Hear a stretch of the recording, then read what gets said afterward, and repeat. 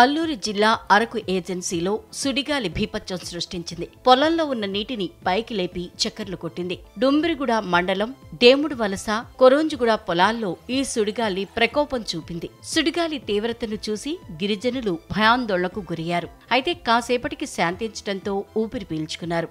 ఇదే సుడిగాలి భారీగా వస్తే దాన్నే టోర్నడో అంటారు. అయితే శక్తివంతమైన టోర్నడోలొస్తే తీవ్ర స్థాయిలో ఆస్తి నష్టం, ప్రాణ నష్టం కూడా వాటిల్లుతుంది. అమెరికాలో ఇలాంటి టోర్నడోలు మనుషుల్ని బలి తీసుకున్న సందర్భాలు కూడా ఉన్నాయి.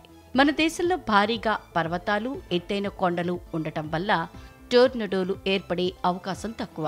టోర్నడోలు ఏర్పడాలంటే భారీగా చల్లని గాలులు రావాలి.